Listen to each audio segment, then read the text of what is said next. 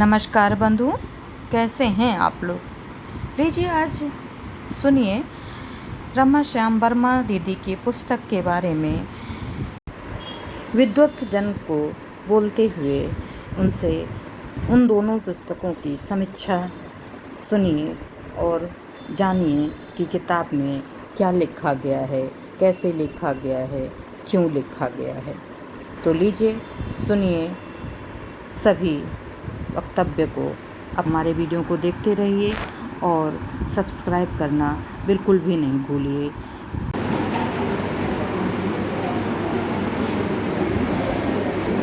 समृद्ध मंच और सम्मानित सदन, जरा पीछे जरा सुन लीजिए भाई साहब। हेलो, थोड़ा सुन लीजिए।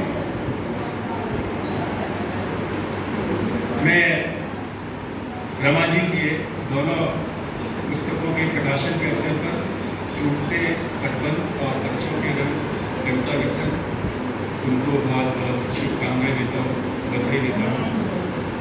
और इन दोनों पुस्तकों के बारे में यहाँ पर पर्याप्त वक्तव्य प्रस्तुत किए गए हैं। इसमें विशेष रूप से मैं उल्लेख करना चाहूँगा डॉक्टर गीता जी का, डॉक्टर सुषमा जी का, गीता जी का, गीता यादव जी का। ये उन्होंने बड़ी मेहनत से उन चीज़ों को पकड़ के जो उनके भाव हैं और उसे हम तक पहुँचाया। हमको उत्सुकता बारे में जागृत होती है और शायद उस किताब को पढ़नी चाहिए। और विशेष रूप से गीता जी ने जिस भाषण है गंभीरता के साथ प्रस्तुत किया, मैं भी इस बात के लिए बधाई देना चाहता हूँ। हमारे शहर में तमाम समीक्षा के नाम पर तमाम बहुत सारे नाम आते थे, जाते थे। तो मुझे लग रहा है अब उस गंभीरता से उस विषय पर भी हमारे विशेषज्ञ, जैसे कि अन्य विषयों में हमारे महिलाओं ने विशेष रूप से हमारे पूरे देश में स्थान बनाया है। शायद हम भूलते हैं कि आगरा में पद्मश्री किसको मिली है? उषा जी को मिली है। दो साहित्य भूषण किसको मिले हैं? शशि पटेल जी को, शशि तिवारी जी को मिले हैं। और पिछले अगर मैं गलत नहीं हूँ, पिछले 20-25 वर्षों का मैं देख रहा हूँ कि हमारी जो गतिविधियाँ साहित्य में, हिंदी साहित्य में जो गतिविधियाँ महिलाओं की ओर से हो रही है वो बहुत नोटिस लेने वाली है और प्रेरणा भी लेने वाली है। सभी लोगों को प्रेरणा लेनी चाहिए। मैंने वो दिन, हालांकि भी अवसर नहीं है कि उस बात का जिक्र करूँ, लेकिन मुझे करना चाहिए कि संजीव जी यहाँ बैठे हुए हैं, जहाँ एक पत्रिका का विमोचन करा, उन्होंने संपादन किया था, तो निखिल सन्यासी जी और आदित्य शर्मा जी मंच पर बैठे थे। तो यहाँ कुछ 2-3 लोग जो अपने आप को सीनियर समझते उठ के चले गए। तो मैंने भी देखा पिछले लगभग 30-35 वर्षों से, कोई कहे न कहे लेकिन पीड़ा पर एक मंच पर महिलाओं का स्थान बहुत कम है आगरा में। शायद हमारी विदारता की कमी है, समझ की कमी है, या कुछ न कुछ जरूर रहा, सिवाय शांति नागल जी जरूर। लेकिन अब मैं समझता हूँ उसकी कोई ज़रूरत नहीं है। वो उस स्थान पे अपने आप जगह बन गई है जहाँ पर उनकी प्रतिभा, आप मानिए कोई मत मानिए, पूरा देश मानता है। मैं अभी बहुत ऊर्जा है रमा जी में बहुत ऊर्जा है। विशेष रूप से मुझे इस बात का संतोष होता है कि गीतात्मकता के प्रति, कवित्व के प्रति तो उनका रुझान प्रारंभ से ही है, सुषमा जी और दोनों का, लेकिन वो छंद के प्रति जो उनका लगाव है, अब मुझे लग रहा है अब उस लेवल को पहुँच गई है। वो बड़े पिछले काफ़ी समय से उन्होंने बहुत साधना की है और मुझे उम्मीद है और बहुत ऊर्जा है। और जो सानिध्य उनको सुषमा जी का मिला है, सुषमा जी अपने आप में एक पूरा कहना चाहिए, आप सब समझते हैं जो साहित्य का समिति है वो किस प्रकार से परिवार के रूप में चल रही है। और भी जो यहाँ संस्था है वो एक परिवार के रूप में है। और मैं भी जब जहाँ पर आता हूँ तो किसी वक्तव्य के लिए या कोई ज्ञान देने के लिए मेरे पास कुछ नहीं है। मैं उस पारिवारिक अनुभूतियों को अनुभव करने के लिए आता हूँ। मुझे लगता है ये सब तो अपने ही लोग हैं। बहुत बहुत सभी को शुभकामनाएं। परमात्मा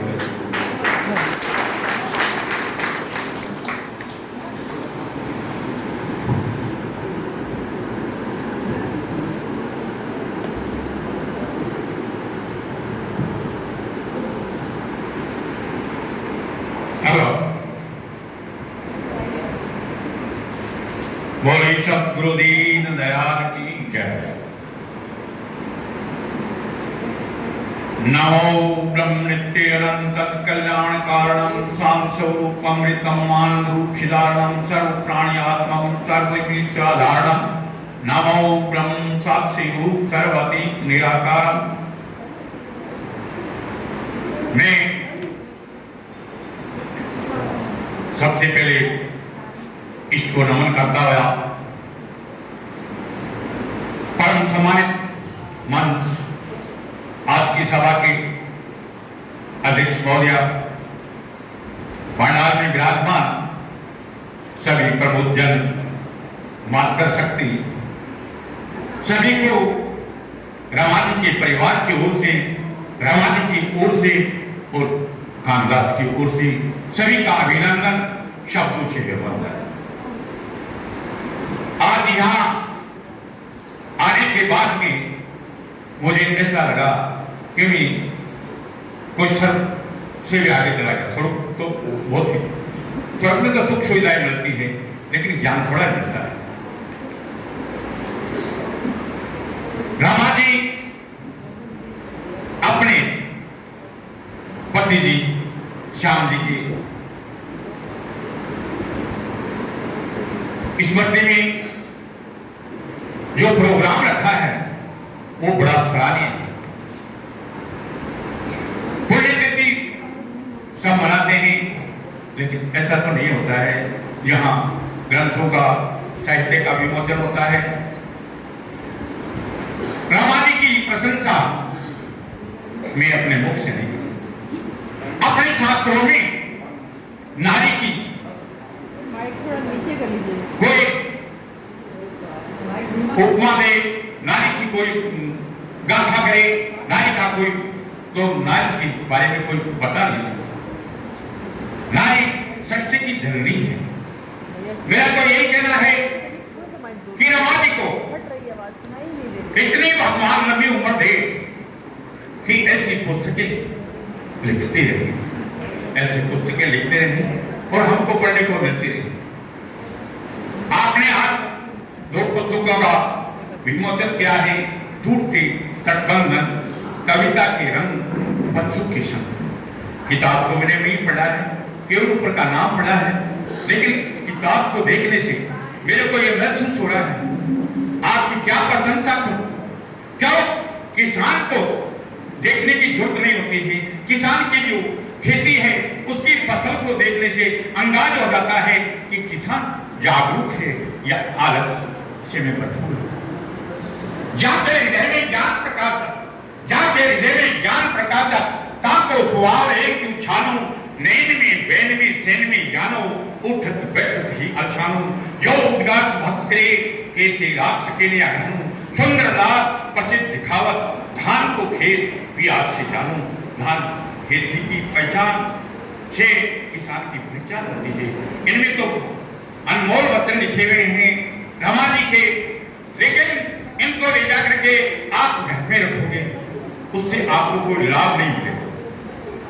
कभी भी परमात्मा के भजन में, साहित्य के अध्ययन में, दान करने में और प्रमाद करने में कभी भी सब्र मत रखना। इनको पढ़ना है, आपको पढ़ते रहो, लेकिन पढ़ने से भी कोई फायदा नहीं मिलेगा। पढ़ करके उसको जीवन में उतारोगे तब आपको पूरा लाभ मिलेगा। रामाजी ने कितना समय लोग खाने में, सोने में, अपने शरीर को सजाने में लगे रहते हैं।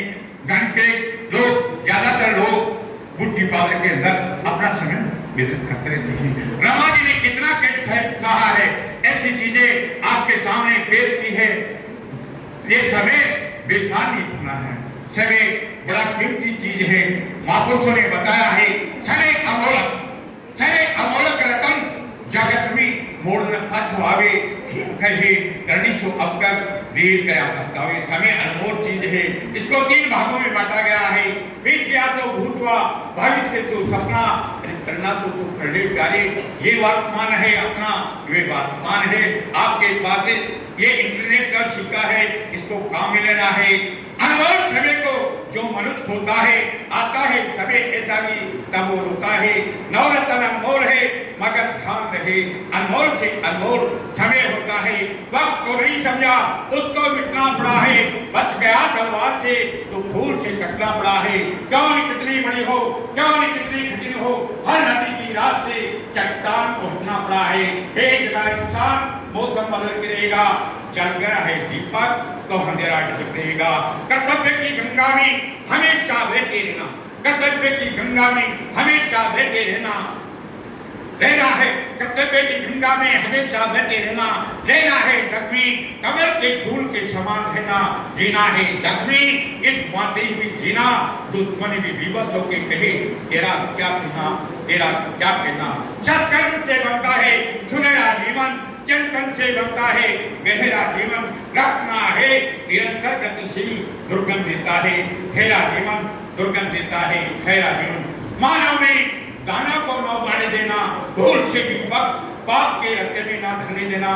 रखना है स्वयं को जीवित तो करे भूल से भी मनुष्य को न मरने देना मनुष्य को न मरने देना। मैं आपको 4 पुरुषार्थों के बारे में बता जीवन में 4 पुरुषार्थ जरूरी। पहला पुरुषार्थ क्या है? पहला पुरुषार्थ है ईश्वर की भक्ति। ईश्वर की भक्ति क्यों? ईश्वर ने अपने को इंसान बनाया है सत्य का सरदार बनाया है सत्य का राजा बनाया है इसलिए उनका अपने ऊपर ऋण है इसलिए ईश्वर की भक्ति करना है। आध्यात्मिकता और चेतन नैतिकता के बिना आदमी का जीवन अधूरा। आध्यात्मिकता क्या है? सत्य को जान लेना अपने को पा लेना अपने को खोज लेना उसको जान। नैतिकता प्राणियों पे भी दया करना और उसकी पीड़ा का निदान करना उसको नैतिकता करना। नैतिकता अंधी है आध्यात्मिकता लंगड़ी है। दोनों के सहयोग से वो अपने मंदिर को पहुंचाते हैं। अकेले आध्यात्मिकता नहीं काम करती है नैतिकता नहीं काम करती। दूसरा पुरुषार्थ है प्रेम से भाईचारे से रहना। प्रेम में बड़ी शक्ति है। बताया है पोती पट जन्मवा पंडित बिहार कोई अरे भाई अक्सर प्रेम के बड़े सो पंडित हो प्रेम से रहना मिलजुल के रहना। प्रेम की रीत कठोर नहीं राख। प्रेम में कोई जात पात भ्रम नहीं होता। प्रेम की रीत कठोर नहीं राख जात न पात नहीं कुलगारो। प्रेम की नेम कठोर नहीं दिशा लाज कान लगे चौथारो। लीन रहो हर्षे अभ्यंतर आठों यहाँ रहे मतवारो। सुंदर को न जान सके गोकुल गांव को भी पेड़। तीसरा पुरुषार्थ है मातृभूमि की रक्षा। मातृभूमि की रक्षा क्यों? किसके ऊपर अपन जन्म लिया है इस पे बड़े नहीं हैं इसलिए इनके ऋणी है अपन धरती मां की ऋणी। जिस धरती पे जन्म लिया उसका ऋण हम पर भारी है। जिस मिट्टी में खेले कूदे उसकी बहुत भारी है। जन्मी जन्मभूमि वसुंधरा ये प्राणों से प्यारी है।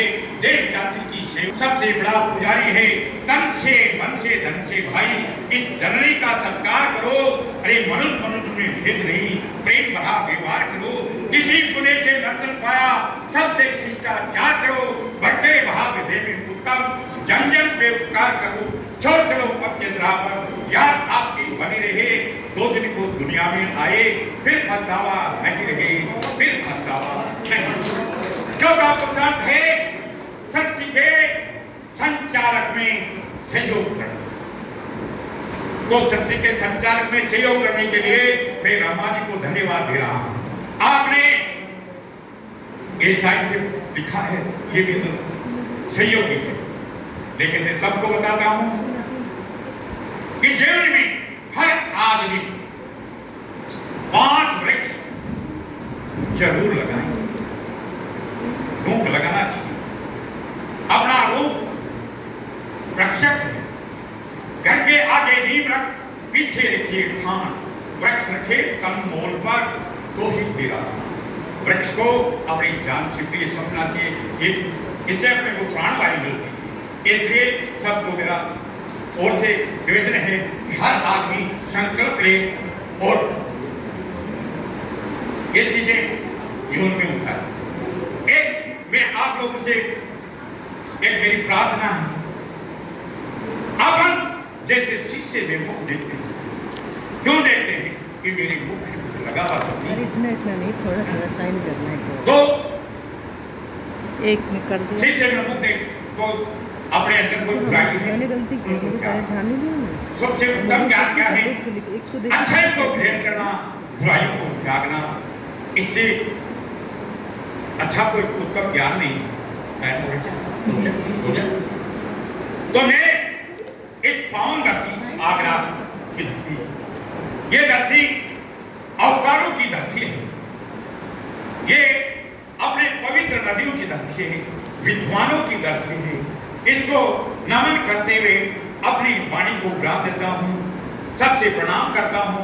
और कभी आपको मौका मिले तो सेवा का मौका देना, राजस्थान जरूर बताना। आप कामदार आपकी सेवा में हाजिर रहेगा। जय हिंद, जय भारत। आप सबको नमन करता हूँ। मैं इस कार्यक्रम में निमंत्रित नहीं था, मैं कार चालक के रूप में यहाँ आया था और मुझे मंच पर बैठा दिया गया, तो पता नहीं घर पे जाके क्या होगा।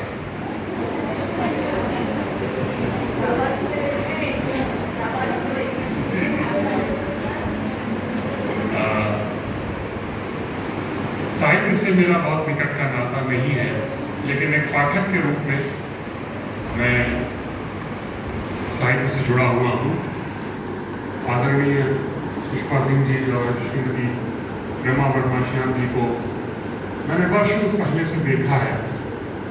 मेरी माँ के पास अक्सर वो लोग आया करते थे, तो एक उनके वृहद परिवार का हिस्सा इन दोनों को मैं मानता हूँ।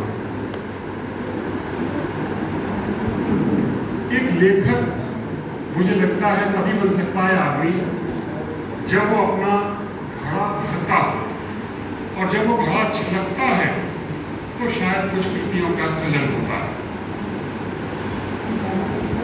जितना अनुभव आदमी व्यक्ति अगर इस संसार में ले पाता है, जब वो शब्दों के माध्यम से उनका संचरण आसानी से लोगों के मध्य कर देता है, तो मैं समझता हूँ वो लोकप्रिय होता है, उसकी कृति लोकप्रिय होती है। और जब वो सनातन मूल्यों की वाहक बन जाती है तो शायद कालजयी बन जाती है। तो मैं बहुत शुभकामनाएं देता हूँ श्रीमती रमा वर्मा श्याम जी को, बहुत बधाई देता हूँ उनकी दोनों कृतियों के विमोचन की, और कामना करता हूँ कि ऐसे और बहुत सारे ग्रंथ आने वाले वर्षों में आएंगे। मेरी ओर से, मेरे परिवार की ओर से आपको बहुत बहुत बधाई।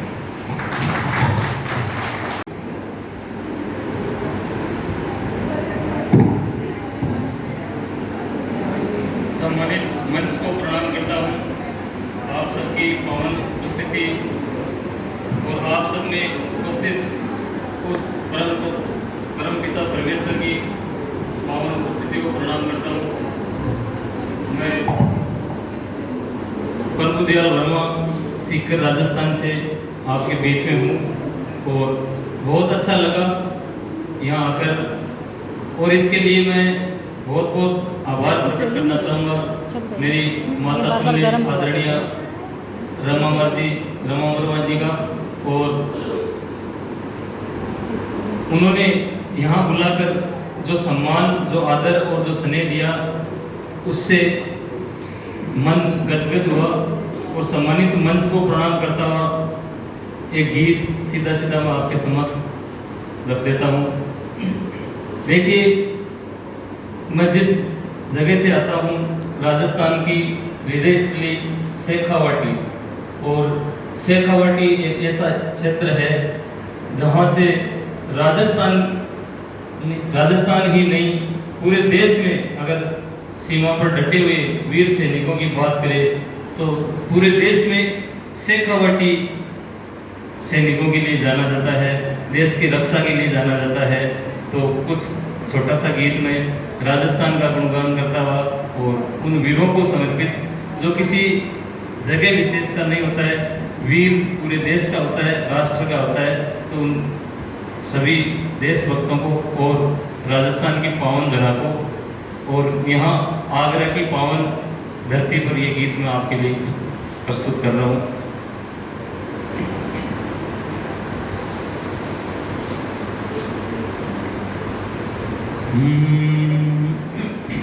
देशभक्ति की धारा बहती भारत माँ की शान रे, देशभक्ति की धारा बहती भारत माँ की शान रे, कण कण से कुर्बानी बोले ऐसा राजस्थान रे, कण कण से कुर्बानी बोले ऐसा राजस्थान रे, देशभक्ति की धारा बहती।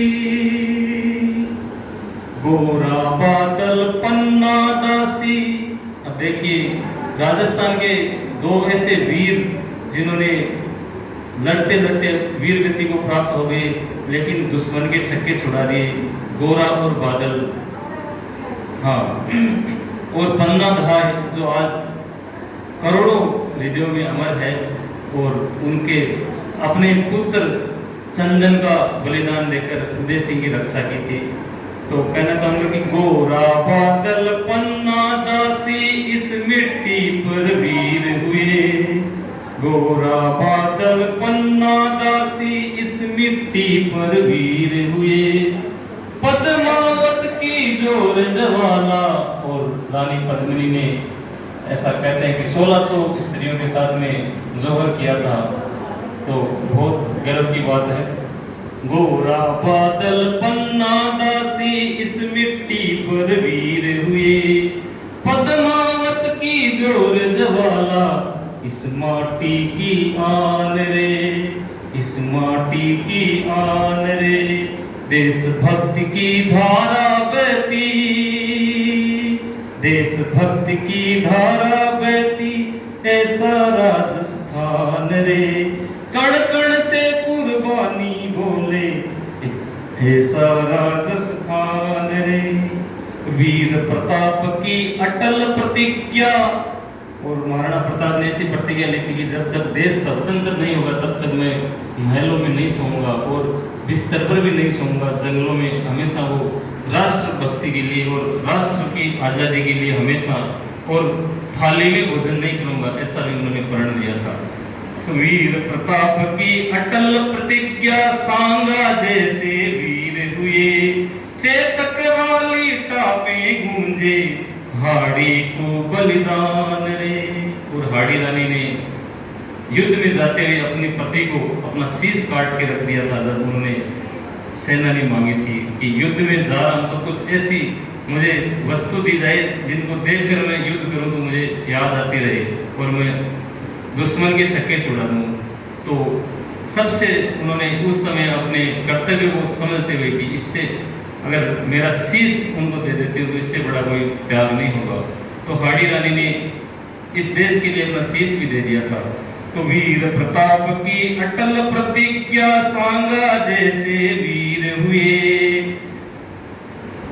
चेतक वाली टापी गूंजे हाड़ी रो बलिदान रे, कण कण से कुर्बानी बोले, कण कण से कुर्बानी बोले ऐसा राजस्थान रे, कर्मा बाई श्याम रिझायो।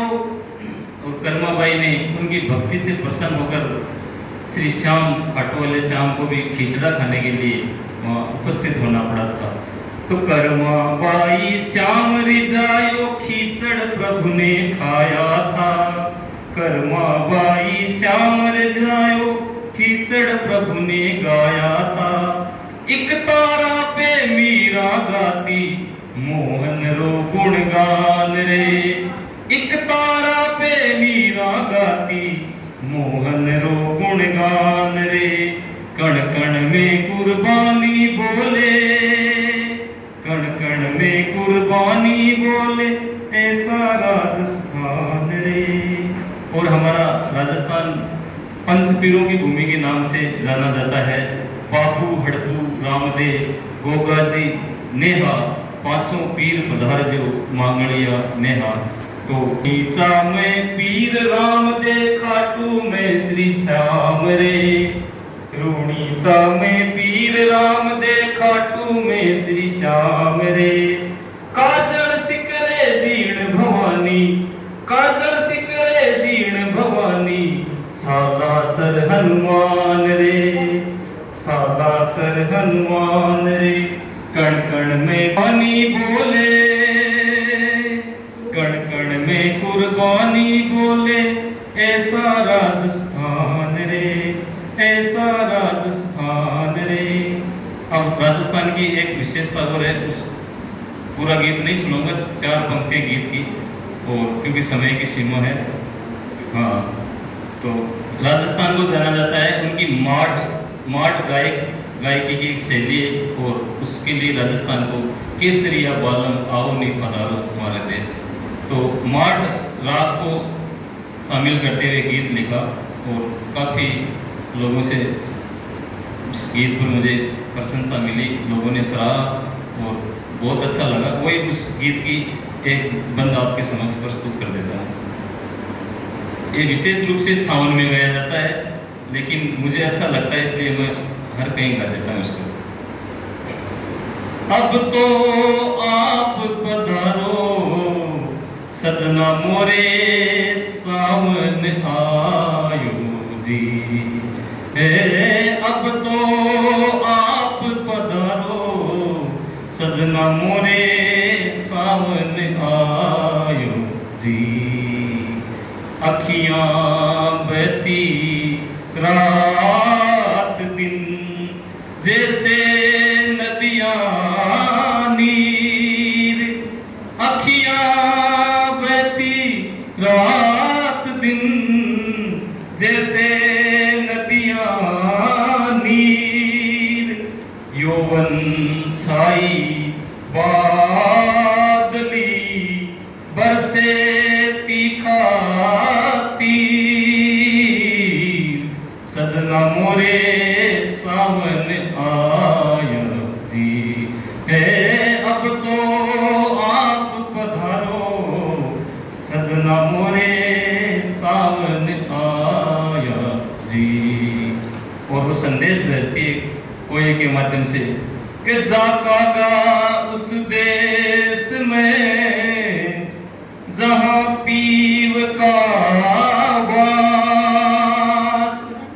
जाकागा उस देश में जहां पीव का वास।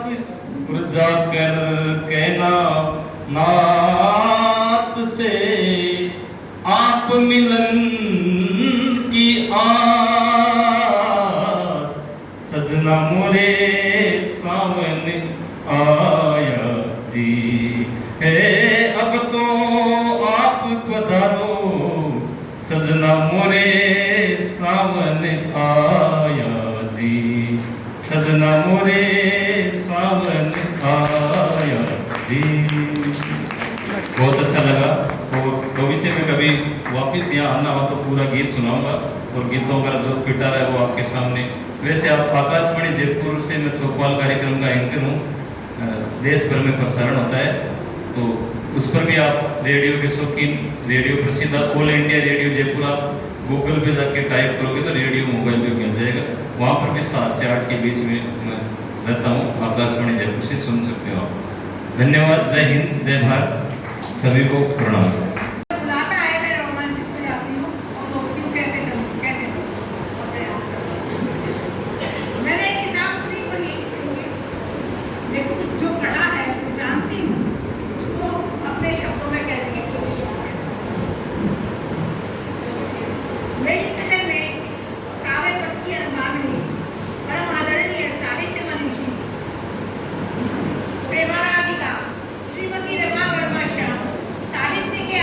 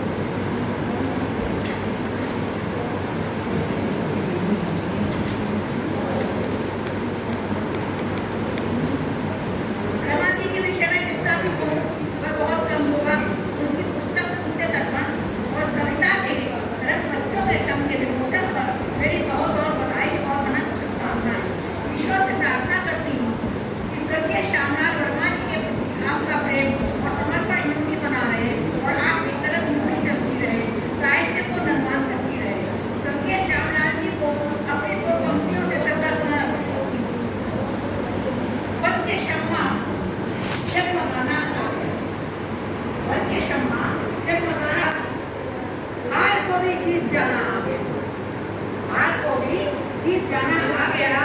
तुम न हो तो हो, रुसवा कभी संसार में, दर्द में भी हो जाना आ गया, दर्द में भी। और एक अपनी रचना को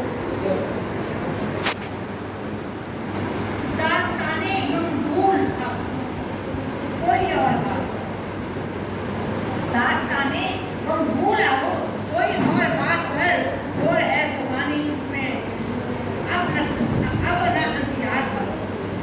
टूटी है एक आस को, रात तेरी बहुत है, पहुँच ले आंसू पलक से जिंदगी में रहूंगा, पहुँच ले आंसू पलक से जिंदगी में रहूंगा।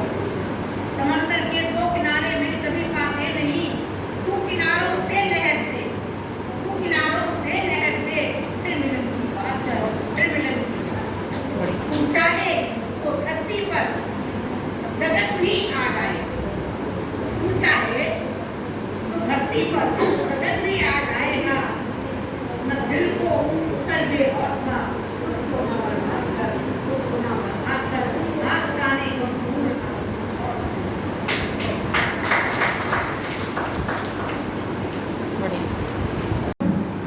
माया अशोक जी, मैं सभी का हार्दिक स्वागत करती हूँ, वंदन करती हूँ, अभिनंदन करती हूँ।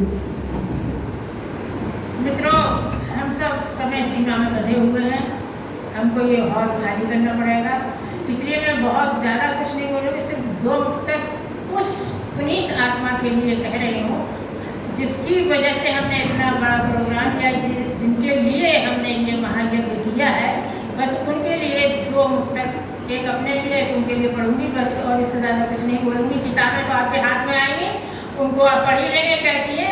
मैंने तो आपके पाले में जन फेंक दिया, जैसा आप निर्णय लेंगे वो आपकी इच्छा है। तो मैं एक मुक्तक पढ़ती हूँ उस पुनीत आत्मा के लिए जिसके लिए ये किया है। प्यार तो हम भी निभा लेते हैं, प्यार तो हम भी निभा लेते हैं, दर्द किस दिल में छिपा लेते हैं। तेरी तहरीक उजालों के लिए सांझ होते ही जला लेते हैं, सांझ होते ही जला लेते हैं। जब कोई अपना चला जाता है तो क्या हालत होती है, मनुष्य चाहे उसकी हो जाए उसको, लेकिन अपने से छूना बहुत कष्ट होता है। तो एक छोटा सा मुक्तक और मैं प्रस्तुत करूँगी। लड़खड़ाए तो थे पर गिरे हम नहीं, लड़खड़ाए तो थे पर गिरे हम नहीं, थरथराए तो थे पर बुझे हम नहीं, थरथराए तो थे पर बुझे हम नहीं। जाने किस मिट्टी से गढ़ा था हमें, टूटे भी बिखरे भी पर रुके हम नहीं, टूटे भी बिखरे भी पर रुके हम नहीं। लड़खड़ाए तो थे पर गिरे हम। धन्यवाद। और अपना समय में, और जो मेरे बाहर से आए हुए उनको चाहती हूँ कि वो अधिक से अधिक बोले, इसलिए मैं आगे कुछ नहीं बोलना चाहती। धन्यवाद। नहीं, वो रोज नहीं करते थे, बहुत बहुत धन्यवाद। लेकिन दीदी को और थोड़ा सा इसी मध्य लिखने के लिए प्रांगण में उपस्थित हुए डॉक्टर शेषपाल सिंह नहीं जी, थे ना, आदरणीय इतना अशोक फीडबैक कपूर जी, आदरणीय दीदी भी दूर से बोल रही हैं। दीदी भी दूर से ही बोल रही हैं। नहीं, इतना अच्छा लगता है। उनके तटबंध पर जो मैंने अपनी एक प्रश्न डाली है उसे आपके समक्ष प्रस्तुत कर रही हूँ। टूटे तटबंध रमा वर्मा श्याम की दूसरी कथाकृति है और 10वीं पुस्तक है। उनकी रचना धर्मिता की सहयात्री रही हूँ मैं, और मुझे प्रसन्नता है कि यात्रा अविरल गति से गतिमान है। गद्यम कवीनाम निकषम वदंती की समर्थक रमा जी स्वयं को गद्य लेखन में काव्य रचना की अपेक्षा कुछ कमतर समझती हैं, किंतु इस मुद्दे पर मैं आपसे सहमत नहीं हूँ। आपके हृदय और मस्तिष्क जितना गीत गजल में सक्रिय और संवेदनशील रहते हैं, लघु कथा, कहानी और समीक्षा लेखन में भी उतने ही ऊर्जा और श्रम का परिणाम देते हैं। आपका लेखन नाटक श्याम लाल वर्मा जेलर साहब को दिया गया अर्घ्य है, जो आप उनके पुण्यतिथि पर संकल्पबद्ध होकर पुस्तक के रूप में उन्हें देती हैं। आपकी इस भावना के समक्ष, इस प्रतिबद्धता के समक्ष मैं लक्षित हूँ। आपकी उनके प्रति लगन, निष्ठा, सह अस्तित्व की भावना और आपके समर्पण के एक एक शब्द से व्यक्त हो रही है। और भावांजलि में तो आपने वर्मा जी के व्यक्तित्व के कई पहलुओं को अपने प्रेम और श्रद्धा के रंगों में सरोकार शब्दों में व्यक्त किया है। उनका समूचा व्यक्तित्व अपनी संपूर्णता के साथ उभर कर पंक्तियों में सामने आ गया है। पत्नी को सम्मान देने, उसका सहयोग करने की बड़ी बड़ी बातें लोग महिला दिवस आदि अवसरों पर मंच से अथवा सभा के बीच बोलकर कुछ करते हैं, किंतु जीवन में उन्हें प्राप्त करने वाले बिरले पुरुष होते हैं, और वह भी इतने ओहदेदार और वबीले पुरुष। वाह, उनकी पावन स्मृति को मेरे लिए प्रणाम। और यहाँ मैं कहना चाहती हूँ कि मेरे पति डॉक्टर रमेश पाल सिंह ठाकरे भी बिल्कुल श्याम लाल वर्मा भाई साहब की तरह हैं। वे भी बहुत आदर, सम्मान, सहयोग प्रदान करते हैं मुझे, और हमेशा मेरे साथ हैं। मन की कसम, अब देखिए कुछ कहानियों का उल्लेख कर रही हूँ। मन की कसम में रमा जी ने नारी जगत की पीड़ा, परेशानी, मजबूरी, सुरक्षा, एग्जाम्पल देने के अच्छे थे वो। सामाजिक मुद्दों को उठाया है और अपने मजबूत को तलाशती, अपनी अस्मिता और अस्तित्व के संघर्ष से जूझती, विभिन्न मंजिलों पर अपने पदचिन्ह बनाती, विजय की पताका फहराती, अपने स्वप्नों को साकार करती स्त्री की अनेक चित्र अपनी कहानियों में पीछे। टूटे तटबंध में नारी जीवन की लक्ष्मण रेखाओं को लांघती स्त्री की कहानियां हैं। मानवीयता के आधार पर अपने अधिकारों की लड़ाई लड़ती स्त्रियों की कहानियां हैं। नारी के बुलंद हौसलों की कहानियां हैं। और खास बात यह है कि ये सब महिलाएं काल्पनिक नहीं हैं। ये सब महिलाएं काल्पनिक नहीं हैं। सारी कहानियां यथार्थ की भूमि से उठाई गई हैं। आपको आसपास अपने इनका साक्षात्कार हो सकता है। कोई अखबार का सच है, कोई आसपास का सच है। परंपराओं की बलिवेदी पर जीवन की आकांक्षाओं की बलि देने के दुष्परिणाम हम देखते हैं, पर फिर वही गलती दोहराते हैं। तब तटबंधों को तोड़ना और सहज प्रवाह में बहने का निर्णय लेना पड़ता है। बेटा बेटी होना के वीर की स्थिति पर निर्भर करता है। इस वैज्ञानिक सत्य को नकारते हुए लोग कोप की धरती की भूमिका को दरकिनार कर स्त्री को जिम्मेदार ठहराकर बेटी की माँ की जो दुर्गति करते हैं, बेटी के जन्म पर जो इतने कट हो जाते हैं कि माँ और शिशु को ही बेघर कर देते हैं, उनकी आंखें खोलने की कोशिश समाज ने की। कामकाजी औरत की सुंदरता कैसे वरदान से अभिशाप बन जाती है और वह कामिक तरुणों से कैसे अपना पीछा छुड़ाती है, साहसिक घटनाएं आपने कही हैं। आपको मानना है कि आवाज उठानी ही होगी। आजकल स्वार्थ की कुछ ऐसी आंधी चल रही है कि शील और संस्कार उड़ाई ले जा रही है। बहुएं घर को घर नहीं समझती, रिश्तों के ताने बाने को छिन्न भिन्न किए दे रही हैं। जब अपने ही घर में सास पराई हो जाती है, तब बेटी ही उसके आंसू पहुँचती है। अब यह हर चौथे पांचवें घर की कहानी हो गई। रमा जी ने सत्य का भी साक्षात्कार कराया। अपने घर में बेटी की परवरिश पराया धन करके की जाती रही है, तो ससुराल में वो पराये घर की या पराये घर से आई मानी जाती है। तो यह एक यक्ष प्रश्न चला आ रहा है कि उसका घर कौन सा है। यदि माता पिता समर्थ हैं तो उसके लिए स्वतंत्र घर का इंतजाम कर सकते हैं, वरना उसे अपने पैरों पर खड़ा होकर अपना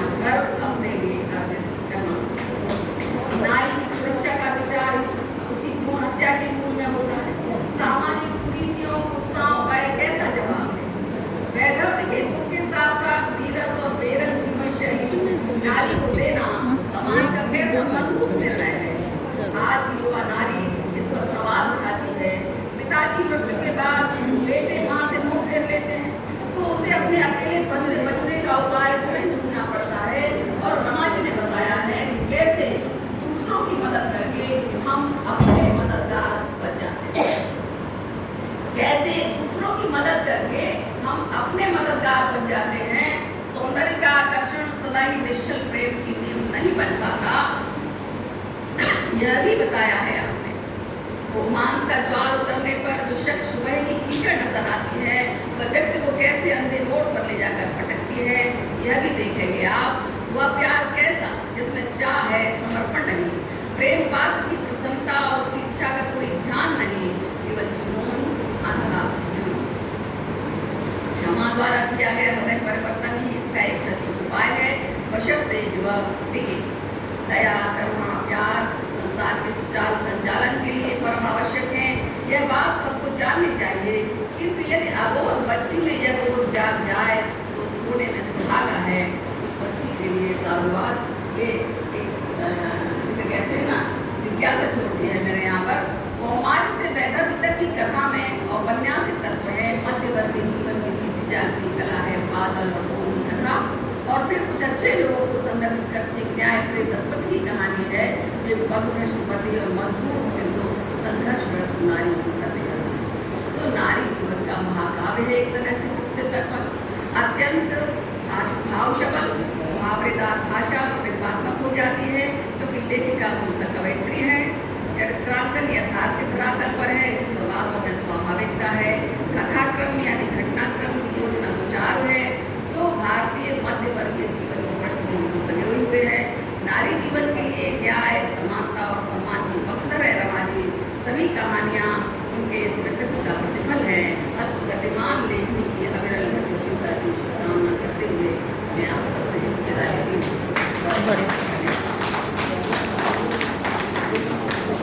बहुत बहुत धन्यवाद आदरणीय दीदी।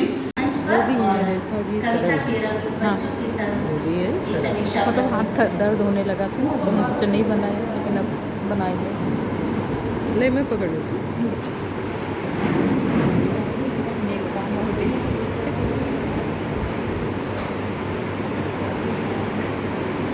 सर्वप्रथम मुझको मंच का अभिनंदन करती हूँ। सभागार में उपस्थित आप सभी का अभिनंदन, और रमा जी को हार्दिक बधाई देती हूँ। बहुत तीव्र गति से प्रत्येक वर्ष को 2 या 3 पुस्तकें लिख लेती हैं। तो इसकी प्रेरणा कैसे मिलती है किसी को भी, सबके अलग अलग स्रोत होते हैं, इससे वो आगे बढ़ने का मार्ग बनाता है। हमारी समस्त उपलब्धियों के पीछे एक शक्ति निहित होती है, हमारे समस्त प्रयासों में उसकी प्रेरणा होती है, सभी विषमताओं का एक साहस से मुकाबला करने की प्रेरणा।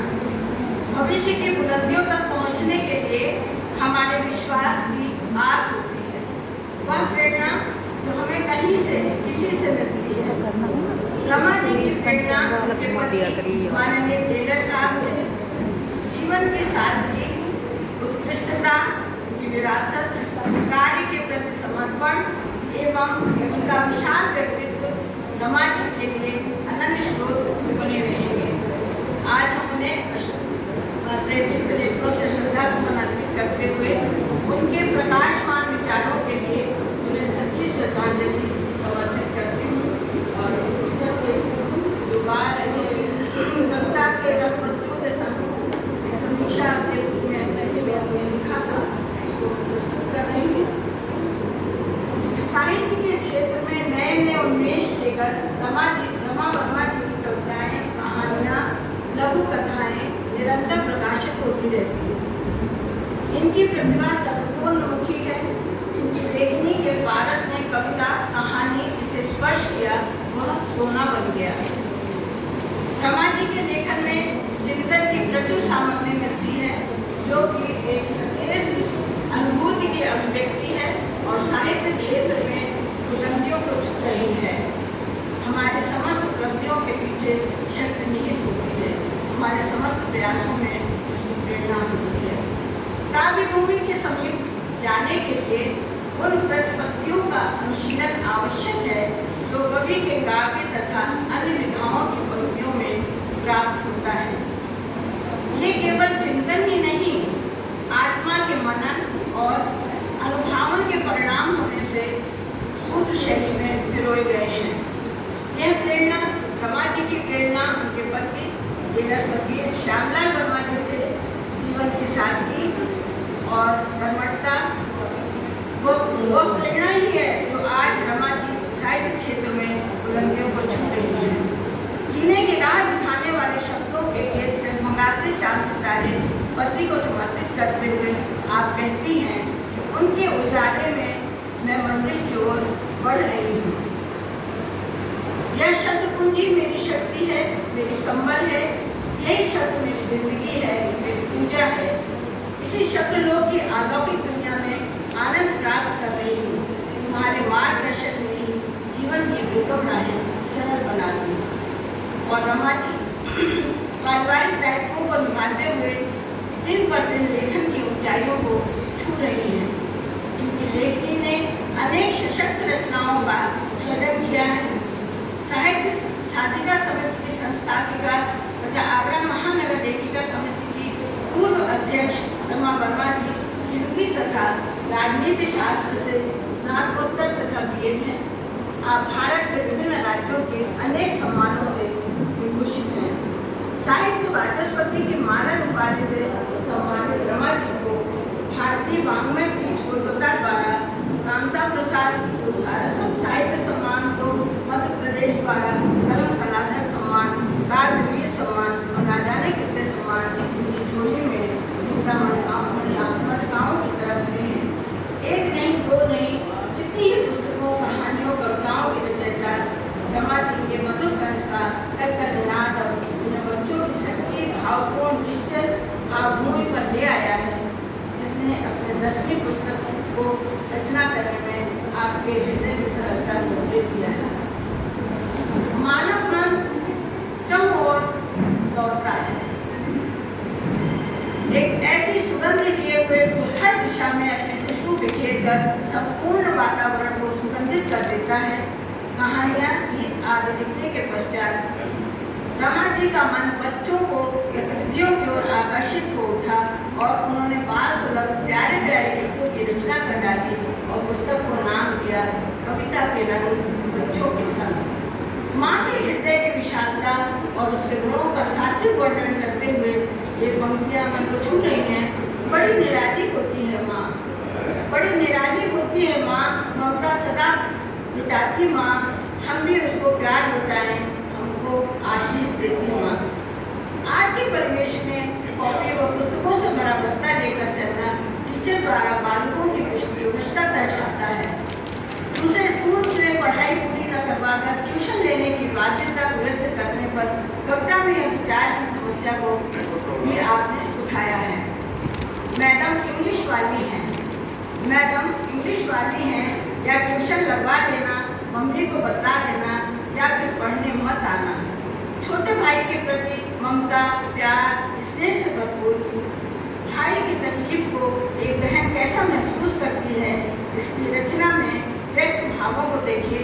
भैया मेरा छोटा है, बस्ता उसका मोटा है, भैया मेरा छोटा है, बस्ता उसका मोटा है, कांधे उसके दुखते हैं, दर्द नहीं सह पाते हैं, तो मैं बस्ता लेती हूँ, दर्द सभी सह लेती हूँ। अपने प्रकृति के प्रति आकर्षण की कवित्री ने बादलों के माध्यम से व्यक्त किया है। कुआं बावरी सब भर देते, कुआं बावरी सब भर देते, इतना जल बरसाते बादल, धरती के तपते सीने पर अपना प्यार लुटाते बादल।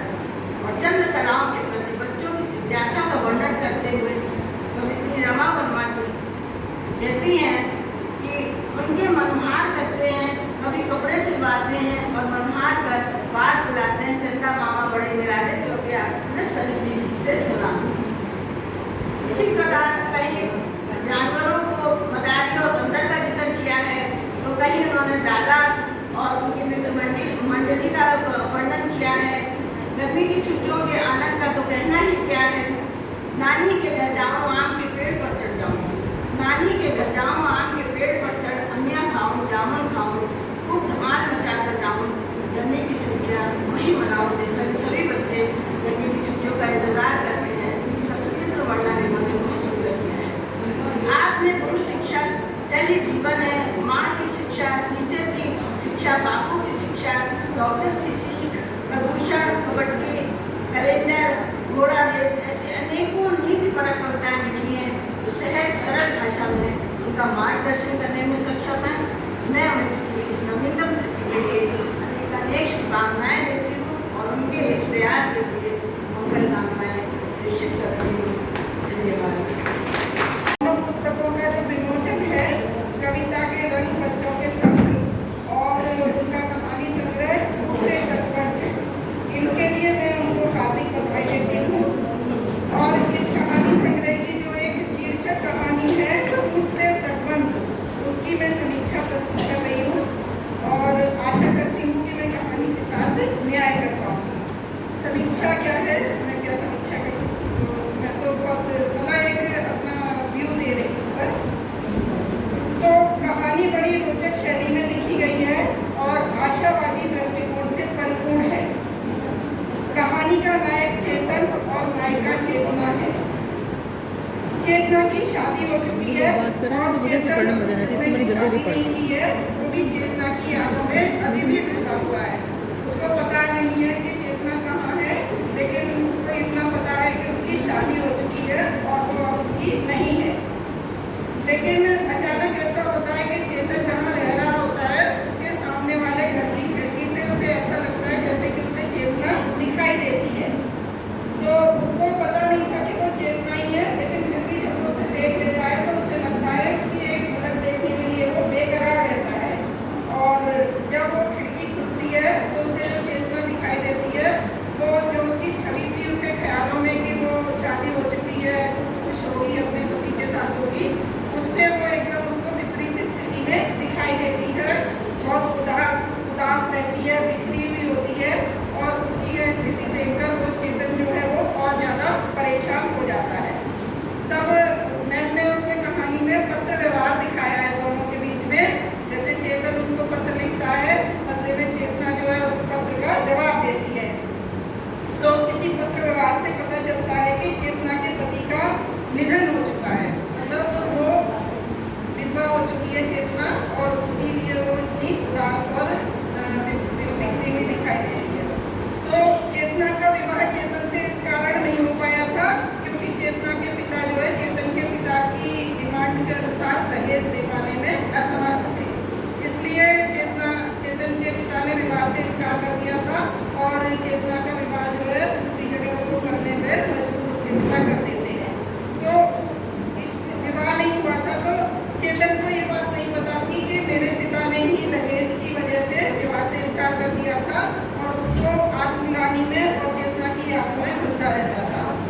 अब चेतना के दुखी वैधव्य स्वरूप को देखकर उसके दुख का पारावार नहीं रहता है और इसी पत्र व्यवहार में चेतना उसे ये भी बताती है कि क्योंकि उसके पिता ने ही शादी से इनकार कर दिया था इसलिए उसे मजबूरी में दूसरी जगह शादी करनी पड़ी थी। तब चेतन निर्णय कर लेता है कि चेतना के जीवन में खुशियाँ फिर से वापस लौट आएगा और चेतना भी एक संघर्षशील, दृढ़ निश्चयी एवं बहादुर लड़की है और चूंकि वे भले ही मिल नहीं पाए थे लेकिन प्रेम तो उसने भी चेतन से सच्चा ही किया था।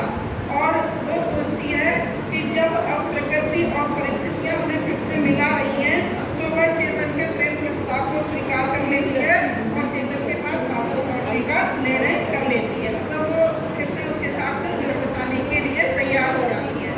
तो यही कहानी है चेतन और चेतना की तटबंध। तो मतलब कहानी छोटी सी है लेकिन बहुत प्रभाव छोड़ती है। कहानी की भाषा सरल, सहज और मनोग्राही है और कहानी जो है रूढ़िवादी जो मानसिकता है हमारे समाज की उसके विपरीत एक पॉजिटिव और प्रोग्रेसिव दृष्टिकोण को दिखाती है। जैसे कि विधवा विवाह, एक विधवा विवाह का भी प्रश्न मैडम ने उठाया है मैंने इसमें। तो चेतना विधवा है लेकिन चेतन फिर भी उससे शादी करने को तैयार है और उसके बाद चेतना भी रूढ़िवादी उसमें और चेतन के प्रस्ताव को स्वीकार कर लेती है। तो इस चीज़ को एक प्रगतिशील स्वरूप जो है समाज का वो कहानी में दिखाया गया है जो मुझे बहुत अच्छा लगा है ना, क्योंकि हम लोग हर चीज़ से प्रोग्रेस से दूर भागते हैं और अपनी रूढ़िवादी सोच को ही हर चीज़ पर समाज की लागू रखते हैं और जीवन के मिलते हैं। तो जैसा कि मैम का दृष्टिकोण है जीवन में प्रगतिशील, वही उनकी कहानी में दिखाई देता है। कहानी में दहेज प्रथा की बुराई को भी उजागर किया गया है, जिसके कारण चेतन के पिता चेतना का विवाह उसके साथ नहीं होने देते हैं। कहानी के बहुत सारे उदाहरण जो लेखन शैली है वो मन में छप जाते हैं। जैसे कि चेतना कहती है, मेरी आत्मा से निकले सवालों को ठोकर मत मार देना, उनका जवाब अवश्य देना। तब चेतन कहता है, मैं कल भी प्रतीक्षारत था और आज भी प्रतीक्षारत हूँ, पलके बिछाए खड़ा हूँ तुम्हारी राह में, तुम्हें खोजता हुआ तुम्हारा चेतन। तो एक बहुत सुंदर हृदयग्राही संदेशपरक कहानी है और इसको लिखने के लिए मैं आदरणीय रमा वर्मा मैम को बहुत सारी बधाइयाँ एवं शुभकामनाएं देती हूँ और उनकी दोनों पुस्तकों की अपार सफलता की कामना करती हूँ। तो साथ में आप सभी का आभार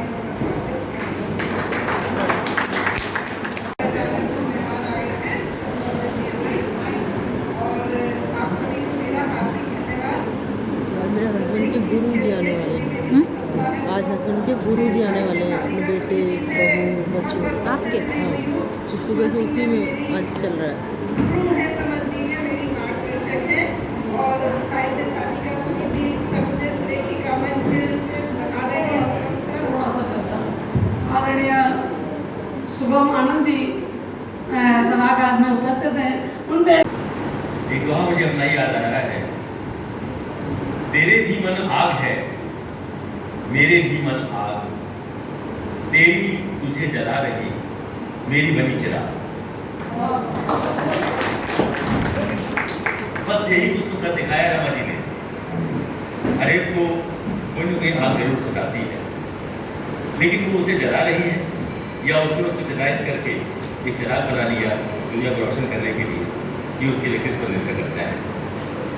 रमा जी इस कसौटी पर पूरी खरी उतरी है, मैं बधाई देता हूँ, साधुवाद देता हूँ उन्हें। और जिस जगत पर वो चली है वो प्रेरणादायक है सबके लिए जो किसी भी अवसाद से या दुख के रास्ते से गुजरे हो। और सबसे अच्छी बात ये लगी मुझे कि अचानक उनके मन में करवट ली और बचपन को खगालना उन्होंने शुरू कर दिया। ये सबसे सुखद पक्ष है, क्योंकि जैसे ही हम बचपन की ओर मुड़ते हैं तो अपने आप निश्चलता, सरलता, सहजता उस माध्यम से हमारे अंदर समाधि चली जाती है जो हमारे आगे का बात भी प्रशस्त करती है। ये एक कृति कविता के रंग बच्चों के संग। मैंने प्रथम पंक्ति इसमें यही कहने की कोशिश की कि बच्चों के लिए लिखना कोई बच्चों का खेल नहीं है। आगरा इस बारे में बड़ा समृद्ध है कि यहाँ द्वारका प्रसाद माहेश्वरी जी का आशीर्वाद हम सबको मिला, जिन्हें बच्चों का गांधी कहा जाता था। और उस आशीर्वाद से छल करके जो अनंत की बूंदें पड़ी हम सब पर, उसने बहुत कुछ लिखने के लिए प्रेरित किया। मैं समझता हूँ कि ये उस गाने का ही कहीं ना कहीं प्रभाव पड़ा है कि रमा जी का मन, बाल मन जागृत हुआ और उन्होंने उसी अंदाज में कुछ कहने की कोशिश की जो बच्चों के मन की बात कह सकता है। समीक्षा क्योंकि मैंने इसे लिख रखी है इसलिए उसको नहीं पढ़ूंगा, लेकिन अपनी बात को सिद्ध करने के लिए कि वो कितना बच्चों के मन के पास तक पहुंची हैं, मैं उनकी 2 रचनाओं का पाठ करूंगा। और आप ये मान लीजिए कि एक बच्चा उसको पढ़ रहा है, उसको कह रहा है, बच्चे के मन की बात, बच्चे के स्वभाव की बात और बच्चे के शब्दों में यही तो कुल मिलाकर के रमा जी का जादू है जो इस कविता नजर आया है। सुनिएगा।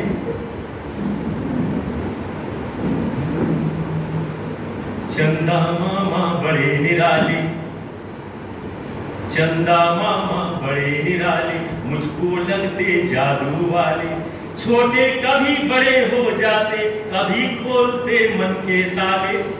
चंदा मामा बड़े निराले, मुझको लगते जादू वाले, छोटे कभी बड़े हो जाते, कभी खोलते मन के ताले। चंदा मामा बड़े निराले, मैं दौड़ूं तो वे भी दौड़े, मैं दौड़ूं तो वे भी दौड़े, बड़े खिलाड़ी हैं मत वाले। चंदा मामा बड़े निराले, मुझको लगते जादू वाले। नभ में चमचम तारे चमके, नभ में चमचम तारे चमके, मामा जी उनके रखवाले। नभ में चमचम तारे चमके, मामा जी उनके रखवाले। चंदा मामा बड़े निराले, मुझको लगते जादू वाले। चंदा मामा बड़े निराले, अरे ठंड लगे ना गर्मी लगती, ठंड लगे ना गर्मी लगती, सच में है वे तो दिल वाले। चंदा मामा बड़े मुझको लगते जादू वाले। पर अंत में कह रही है कि मम्मी मना मना कर हारी, मम्मी मना मना कर हारी, अगलू भी है जिद वाले। चंदा मामा बड़े निराले, मुझको लगते जादू वाले। चंदा मामा, ये भाषा और ये अंदाज जो बच्चों के मन का है वो रमा जी को बहुत डाल दिया है रचनाओं में। एक रचना और पढ़ूंगा उनकी, क्योंकि वो उस उम्र तक पहुँच गई है जहाँ अब हम लोग पहुँच चुके यहाँ पहुँचने वाले हैं काफ़ी लोग, यानी दादाजी की उम्र। तो क्योंकि मैं भी दादाजी बन चुका हूँ और आप भी काफ़ी बन चुके हैं, तो दादाजी से एक बच्चा, छोटा बच्चा क्या कह सकता है उसको सुनिएगा। चलो उठो प्यारे दादाजी, लाठी पकड़ो घुमा के लाओ। चलो उठो प्यारे दादाजी, लाठी पकड़ो घुमा के लाऊं। ठंडी ठंडी पवन चली है, पार्क की मैं सैर कराऊं। डरना मत मत घबराना, उंगली पकड़ के मैं ले जाऊं। चलो उठो प्यारे दादाजी, लाठी पकड़ो घुमा के लाऊं। छड़ी पकड़ लो हाथ में अपने, आपको 10 चक्कर लगवाऊं। छड़ी पकड़ लो हाथ में अपने, आपको 10 चक्कर लगवाऊं। चलो उठो प्यारे दादाजी, लाठी पकड़ो घुमा के लाओ। कुत्ता बिल्ली मिले राह में, छड़ी उठाकर उन्हें भगाओ। कुत्ता बिल्ली मिले राह में, छड़ी उठाकर उन्हें भगाओ। चलो उठो प्यारे दादाजी, लाठी पकड़ो घुमा के लाओ। राह में खड़े जूस के ठेले, राह में खड़े जूस के ठेले, मैं भी पीऊं तुम्हें पिलवाऊं। चलो उठो प्यारे दादाजी, लाठी पकड़ो घुमा के लाओ। तो मित्रों, ये एक बच्चे के मन के भाव थे। बहुत बहुत बधाई, बहुत बहुत धन्यवाद। साहित्य रचने वाले बंधु और बहन, हर्ष का विषय है आज श्रीमती रमा वर्मा की 2 पुस्तकों में विमोचन हुआ। एक पुस्तक है कहानी संग्रह टूटते तटबंध, आप सबके पास पहुँच कर नहीं। तो दूसरी कविता के संग बच्चों के रंग। वास्तव में बाल साहित्य पर लिखना आसान नहीं होता, लेकिन रमा जी ने इसे आसान बनाया है, इसलिए मैं बहुत बहुत बधाई देती हूँ और आशा करती हूँ ये उनकी एक विनम्र श्रद्धांजलि होती है। साथी का चला जाना दुखद होता है, लेकिन रमा वर्मा जी के ऊपर इतनी जिम्मेदारियाँ थी कि उन्होंने साहस संजोया और अपने को उन स्मृतियों को लेखन की ओर मोड़ दिया और वो हर वर्ष विनम्र श्रद्धांजलि के रूप में पुस्तकों का लोकार्पण करती हैं। मैं उन्हें बहुत बहुत बधाई देती हूँ, साधुवाद देती हूँ, मंगल कामना करती हूँ। इसी तरह से वो अपने लेखनी को निरंतर जारी रखेंगी और ऐसे ही श्रद्धांजलि अर्पित करती रहेंगी। यहाँ जिन लोगों ने समीक्षा पढ़ी, उन्होंने पुस्तक बहुत अच्छी तरह से पढ़ी होगी, उन सबको भी बहुत बहुत साधुवाद। मैं तो बस सुनती रही, मैंने तो अभी पुस्तकें देखी थी। आप सब लोगों को बहुत बहुत बधाई और साधुवाद। जिन्हें आमंत्रित किया जाए और वो आ जाए तो बहुत खुशी होती है, बहुत उत्साह वर्णन हुआ है। आप सबको आमंत्रित किया और आप सब आ गए और रमा जी को बहुत खुशी हुई। रमा जी की ओर से मैं आप सब लोगों को बहुत बहुत साधुवाद देती हूँ, बहुत बहुत बधाई देती हूँ। आप साहित्यिक कार्यक्रमों में जहाँ आपको सम्मानपूर्वक बुलाया जाए आना चाहिए। मैं इस अवस्था में आ जाती हूँ, अब वर्ष से ऊपर की होगी, आप तो बहुत छोटे, आप लोगों को पहुँचना चाहिए। बहुत बहुत आप लोगों को धन्यवाद। तो एक 4 पंक्तियाँ हैं रमा वर्मा के लिए। तुम दीप सी जलो तो ये अज्ञान तम विलीन हो, तुम दीप सी जलो तो ये अज्ञान तम विलीन हो, तुम वायु सी बहो मनुज में चेतना नवीन हो, तुम सूर्य की किरण बनो, तुम सूर्य की किरण बनो, वो आत्मशक्ति संचरण, अनीति छोड़ कर मनुज नीति का करे वरण। तुम फूल सी खिलो सुगंध से महक उठे धरा, तुम फूल सी खिलो सुगंध से महक उठे धरा, तुम शूल सी चुभो जो मन को आप पलक से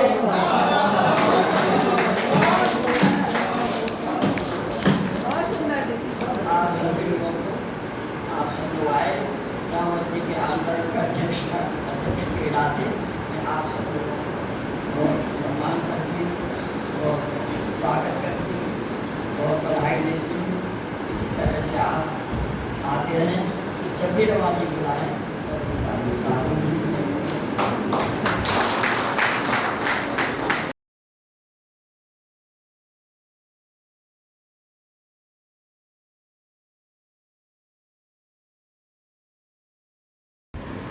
हमारे वीडियो को देखने के लिए आप सभी का बहुत बहुत बहुत धन्यवाद।